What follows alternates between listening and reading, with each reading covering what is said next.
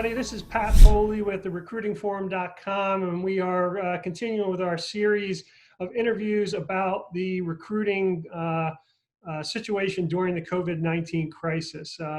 As everyone knows, sports really got shut down this spring, and we're trying to talk to experts in youth sports all across the country and many different sports about what's going on and what their experience has been. So today I have with us Sherman Willett of the RNA Warriors basketball program in the Baltimore, Maryland area. Sherman, why don't you tell us a little bit about your program? I know you've been coaching, I know, since 1998. You've been running your own program for the past 5 years. Tell us a little bit about the Warriors. Well, I got the name, the RNA Warriors, from Dad of Construction. I pretty much started it for them and doing it for the kids, because there's a lot of kids that's out here that can play basketball but don't have anywhere to go to play. And that's just, it's not just with basketball, it's with all sports, period. Mm-hmm. Right now, with all this pandemic going on, it's kind of hard to do anything. Are you hearing anything about when you'll be able to resume play in your area? Because I know it varies quite a bit depending on where you're located. Well, from what I'm hearing right now is they're pretty much, I mean, this is my opinion, they're opening up a lot of stuff now, but that's only because of the holiday that's coming up. And it seems like everything's opening up except the gyms. Oh, wow. I got a couple emails yesterday. North Carolina's opening up everything, but they're not opening up gyms. It's the same for Virginia. Mm-hmm. And I think everything down south has tried this thing, and it's really not working for them. So they're kind of pushing everything to the back burner. In my honest opinion, it'll be July, August before they do anything. That's kind of what we're hearing in the Philadelphia area as well. I did hear from someone down in the lower part of the Carolinas. I think he was in it might have been in South Carolina, that they were waiting for news shortly that they might be able to start play again. But in most cases, we're not hearing any clarity we're just not hearing any clarity yet, and we're hoping. Yeah. We're hoping. I mean, yesterday, this was as of yesterday, they were saying that everything is open except the gyms, the restaurants, everything. The gyms are the only thing they're not opening. Yeah. And my thing with that is I'm not going to rush them to open it. Yeah. But one thing that I have done with a couple of tournaments that I was looking at that they were talking about they still might have, I just wanted to know what kind of safety plan they were going to have in place for these kids. Sure. And myself. I mean, Yep. I'm not going to put these kids in harm's way at all. Yeah. And I know I've talked to all the kids, and the kids, they're anxious. They want to go. But I took another step and talked to the parents. Yeah. I made sure the parents were okay before I did anything at It's all. tough with basketball, because you can't social distance in a basketball game. It's Yeah, the only way they can do social distance in a basketball game is you better be able to shoot. I can tell you that. Yeah. Maybe this will change the importance of the 3-point game even more. Exactly. It might turn to an NBA game where they don't play defense at all anyway. So I mean, that's the only disadvantage that we're at with that. But I mean, I'm anxious myself to get back out there. But of course, I'm not going to rush it. I'm not. Yeah. Basketball is still going to be there, and I don't want anybody having anything to hurt themselves on my watch. That's not going to happen. Yeah, and I know you really try to get exposure to your kids just by trying to figure out where the coaches are and getting them in front of the coaches, the college. Yeah.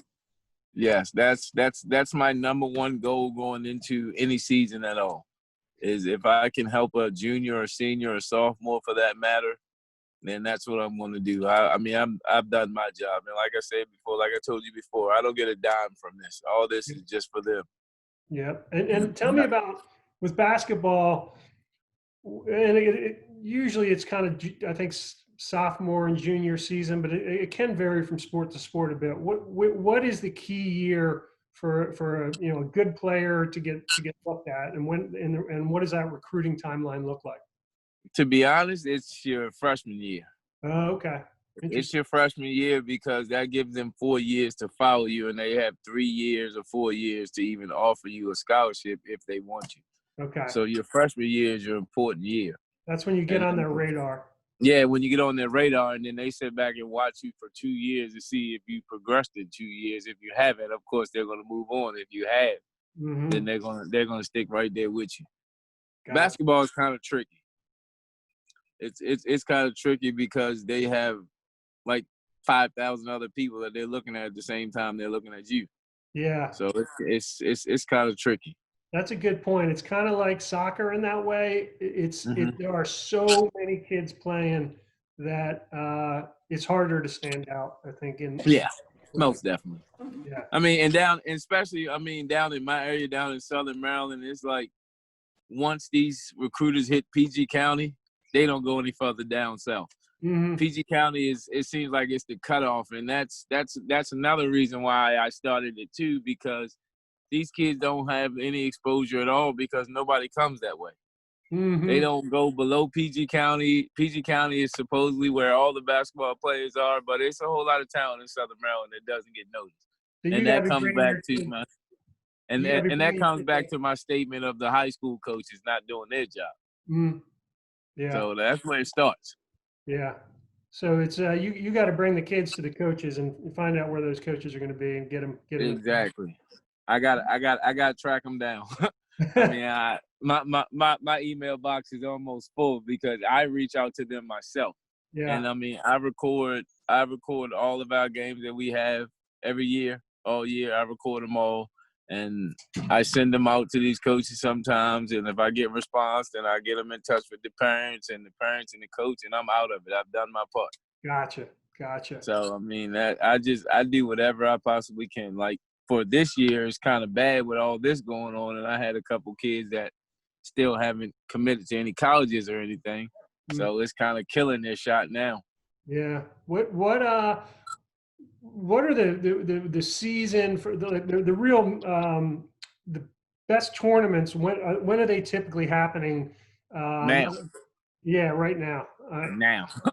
They usually start the last week of May and go all the way through June. Okay. Yeah, I've talked to people from different sports, and you see this a lot with the summer season. There's going to be so many things happening in August, hopefully July, but everything's going to get compressed, and all the tournaments are going to happen at the same time. But the only problem is this. The only problem that a lot of these directors are running into is the schools are 120% off limits.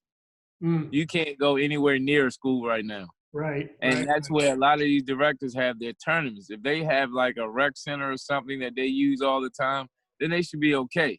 Yeah. But the schools, not going to happen at all. The program I'm with in Philadelphia, we're a rec program that has 5 different sports, and one of them is basketball. And basketball is the single most difficult sport for us from a getting time on the court perspective. There's so much competition, and like you said, it's schools. We have our own soccer and field hockey fields. We have our own baseball fields in the community, but we don't have our own gyms. So we're using schools, and you're right. It's a real challenge for basketball. And then it's funny you say that, because right now I've been in the process for the last year and a half trying to build my own gym so I don't have to worry about this anymore. We are too, and the numbers are pretty big, aren't they? Yeah. That's kind of why I'm just looking right now. Yeah, it's tough, man. We call that our holy grails if we could get our basketball facility, but big dollars. Yeah, too many dollars. Yep. Yeah. Wow. But yeah, that's the problem we have down here too. Gym time is very limited, very scarce, and I mean, thank God, this one lady that I ran into like 3 years ago, she had a indoor soccer facility, but when soccer goes outside in the summertime, she has nothing going on in there, but she has basketball courts in there too. So I just swooped right in, and that's my bread and butter now. But Yeah. of course, she's still closed now too, so I can't go in there. Yeah. And I thought about going to the parks for a little bit, but they haven't put the rims back up down here yet either at all. So I can't really. I'm handicapped right now. I can't do Yeah. nothing. I mean, That's, yeah, it's tough. yeah. There's just never been anything like this, and everything's getting made up, from week to week of how it's going to work, and nobody knows. Yeah, Um, yeah. I mean, we on a day-to-day basis around here, day-to-day. yeah, yep. Well, listen, I'm going to let you go, but I really appreciate your guidance and your input, and I wish you the best luck. I hope for your sake, and especially for the kids' sake, that there's progress soon. Yeah, And I hope so too. And like I said, I have all your contact information now. I won't hesitate to reach out to you if I find out something, or you find out something. Just shoot me an email or something. And I've traveled anywhere. I don't even really care at this awesome. point. I just got to Great. get these kids back in the swing of things. Yeah, yep. I agree with you 100%. All right. Well, All thanks, right. Sherman. I No, really appreciate it. no problem. You have a good one and be safe. You too.